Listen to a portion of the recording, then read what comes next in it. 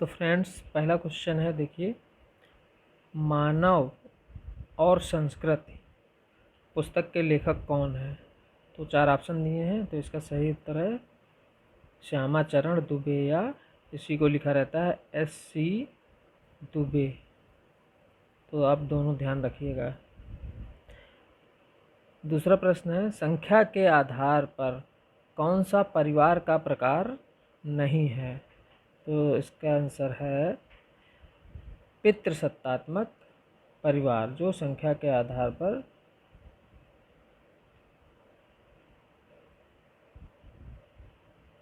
परिवार ये संख्या के आधार पर नहीं पाया जाता, यह है पितृसत्तात्मक परिवार। नाभिक परिवार, विस्तृत परिवार, संयुक्त परिवार, इसमें संख्या होती है, लेकिन जो पितृसत्तात्मक परिवार है उसमें पिता के हाथ में सारी सत्ता होती है, तो ये संख्या पे बेस्ड नहीं है। तो ये है पितृसत्तात्मक परिवार। तीसरा क्वेश्चन देखते हैं दोस्तों, Hindu society at cross road, ये पुस्तक किसने लिखी है? तो ये पुस्तक आपकी लिखी है पडिक्कर ने, है ना। मैं सारे ऑप्शन नहीं बोल रहा हूँ क्योंकि इससे ज़्यादा टाइम लगेगा, आपका टाइम वेस्ट होगा। तो KM पडिक्कर हैं, उन्होंने ये लिखी है book, Hindu society at the cross road. Next question देखिए दोस्तों। नेक्स्ट क्वेश्चन है, समाज को उच्चता और निम्नता के क्रम में विभाजित करने को कहा जाता है। तो क्या कहा जाता है? समाज को उच्च और निम्न क्रम में विभाजित करने को स्तरीकरण, या इंग्लिश में इसे कहते हैं स्ट्रैटिफिकेशन, है ना। स्ट्रैटिफिकेशन, मान लो कहीं इंग्लिश में लिख दे तो आपको ध्यान रहना चाहिए, स्ट्रैटिफिकेशन, दोनों ध्यान रहना चाहिए। तो स्तरीकरण कहते हैं। नेक्स्ट क्वेश्चन है, marriage and family in India पुस्तक का लेखक कौन है? तो ये बहुत कॉमन और इम्पॉर्टेंट बुक है, marriage and family in India पुस्तक। तो इसके लेखक हैं KM कपाड़िया, ये है। तो आप इसको याद कर लीजिए। सारे इतने कॉमन क्वेश्चन हैं कि ये आपको आने ही चाहिए। अगर ये नहीं आते हैं तो फिर आपका बहुत ही लॉस हो सकता है। नेक्स्ट क्वेश्चन है, 6th, सोशियोलॉजी ऑफ रिलीजन पुस्तक के लेखक कौन हैं? तो ये दोस्तों मैंने गलत लिख दिया था, तो इसके लेखक हैं मैक्स वेबर। तो सोशियोलॉजी ऑफ रिलीजन के कौन है दोस्तों? मैक्स वेबर हैं। नेक्स्ट क्वेश्चन देखते हैं, 7th question, modernisation of Indian tradition पुस्तक किसने लिखी है? ये भी बहुत कॉमन, सारी बुक कॉमन है और सारी इम्पॉर्टेंट है, खूब एग्जाम्स में पूछी जाती हैं। तो modernisation of Indian tradition book किसने लिखी है? तो ये लिखी है आपकी योगेंद्र सिंह ने। 8वां क्वेश्चन है दोस्तों, सामाजिक स्त्रीकरण के प्रकारवादी सिद्धांत का प्रतिपादक कौन है? मतलब जो ऊंचा और नीचा क्रम होता है समाज में, वो समाज में कार्य करने के लिए जरूरी है, ऐसा किसने बताया? सामाजिक स्त्रीकरण के प्रकारवादी सिद्धांत का प्रतिपादक। तो इसके लिए बहुत ही फेमस है डेविस एवं मोर, सी, ये ऑप्शन सही होगा, डेविस एंड मोर।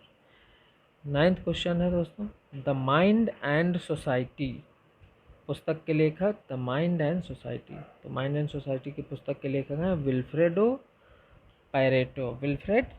पैरेटो। सारी बुक्स याद कर लीजिए अच्छे से, सब बहुत कॉमन है, सारे क्वेश्चन बहुत कॉमन है। मतलब ये ऐसे क्वेश्चंस हैं जो आपको आने ही चाहिए।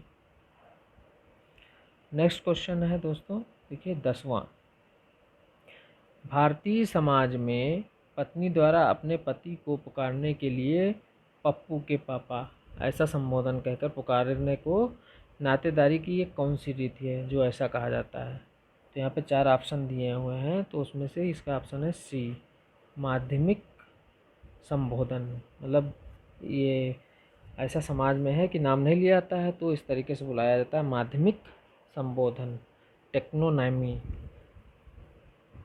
नेक्स्ट क्वेश्चन है दोस्तों 11th, धर्म अलौकिक शक्ति में विश्वास पर आधारित है, ये किसका कथन है? तो ये आपका कथन है डी, हॉबेल का। धर्म अलौकिक सत्य में विश्वास पर आधारित है, ये कथन है हॉबेल का। 12वां क्वेश्चन देखिए, टोटमवाद ही सभी धर्मों का प्रारंभिक स्तर रहा है। तो टोटमवाद से कौन रिलेटेड रहा है? दुर्खीम। तो इसका आंसर है डी, दुर्खीम। दुर्खीम ने कहा टोटमवाद ही सभी धर्मों का प्रारंभिक स्तर रहा है। 13वां क्वेश्चन देखते हैं, कौन जादू से संबंधित सहानुभूति के नियम का प्रतिपादक है? तो जादू से संबंधित सोशियोलॉजिस्ट जो हैं, समाजशास्त्री, वह आपके फ्रेजर, यानी कि जादू से संबंधित जो सहानुभूति का नियम है वो फ्रेजर ने प्रतिपादित किया था। नेक्स्ट 14वां क्वेश्चन, एक सामाजिक तथ्य के रूप में परिवार है एक। परिवार क्या है? ये समिति और संस्था दोनों है दोस्तों। परिवार सामाजिक तथ्य के रूप में समिति और संस्था दोनों है। 15वां क्वेश्चन देखिए, the history of human marriage किसकी पुस्तक है? The history of human marriage. तो जो मैरिज विवाह से संबंधित है, इस पर हमारे समाजशास्त्री फेमस हैं वेस्टरमार्क। तो ये वेस्टरमार्क यानी कि सी ऑप्शन सही रहेगा, वेस्टरमार्क की बुक है। नेक्स्ट क्वेश्चन है, प्राथमिक संबंधी के प्राथमिक संबंधी को कहा जाता है? तो इसका आंसर है बी, द्वितीयक संबंधी। प्राथमिक संबंधी के प्राथमिक संबंधी को कहा जाएगा द्वितीयक संबंधी। नेक्स्ट क्वेश्चन देखिए, बहुत ही कॉमन है, कौन सा विचारक धर्म को मानव के लिए अफीम मानता है? यानी धर्म जो है मानव के लिए अफीम, बहुत कॉमन क्वेश्चन है। ये है आपके ए, कार्ल मार्क्स ने ऐसा कहा है। तो ऐसे क्वेश्चन है जो हम मिस नहीं कर सकते, और वीडियो ज़्यादा लंबा ना हो तो कोई उसकी मैं एक्सप्लेन भी नहीं कर रहा हूँ, सीधे आंसर बता रहा हूँ। बहुत कठिन भी नहीं है, आप इनको बस एक बार पढ़ के, बस ये गलत ना हो इसलिए इनको पढ़ लीजिए एक बार। नेक्स्ट क्वेश्चन है, किस विचारक के अनुसार जादू एक अवैधानिक संतान है? तो अभी जादू के संबंधित एक क्वेश्चन आ चुका है, वहाँ पे कौन? फ्रेजर, वही जेम्स फ्रेजर, वही है, ये सी आंसर इसका सही होगा।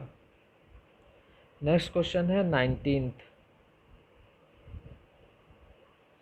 औद्योगिक समाजों में कृषक समाजों की अपेक्षा कम असमानताएं पाई जाती हैं, यह किसका कथन है? तो ये कथन है औद्योगिक समाज यानी कि इंडस्ट्रियल सोसाइटी, इससे संबंधित लेख जो है और समाजशास्त्री जो फेमस है वह है बेल, डेनियल बेल। तो इसका आंसर है ए। 20th क्वेश्चन देखते हैं हम लोग, किसने कहा है धर्म आध्यात्मिक एवं आसुरी शक्तियों में विश्वास करना है? तो ये कहा है आपके टाइलर ने। नेक्स्ट क्वेश्चन देखते हैं दोस्तों, 21वां क्वेश्चन, श्रेष्ठ वर्ग की अवधारणा का मुख्य प्रवर्तक कौन है? तो इसका आंसर है डी, विल्फ्रेड पैरेटो ने कहा है। श्रेष्ठ वर्ग की अवधारणा का प्रवर्तक कौन है? Wilfred Pareto. पूरा नाम मैं इसलिए बता दे रहा हूँ, जो मान लो कहीं विल्फ्रेडो दे दे, पैरेटो ना लिखा हो, तो आप याद रखें। 22वां क्वेश्चन है, व्यक्तिगत आकर्षण एवं विलक्षण व्यक्तित्व के कारण प्राप्त सत्ता को कहते हैं? तो व्यक्तिगत आकर्षण और विलक्षण व्यक्ति के कारण प्राप्त सत्ता, तो इसका आंसर है डी, चमत्कारिक सत्ता। नेक्स्ट क्वेश्चन देखिए, उत्तर औद्योगिक समाज में प्रधानता होगी? तो इसका आंसर है डी, सैद्धांतिक ज्ञान की होगी प्रधानता उत्तर औद्योगिक समाज में। टी आंसर सही है इसका दोस्तों। 24वां क्वेश्चन, वेस्टरमार्क, अभी हम लोगों ने पढ़ा था ना, जो विवाह से संबंधित जिनके लेख हो जो फेमस हैं, तो वेस्टरमार्क है। The history of human marriage book अभी पढ़ी थी।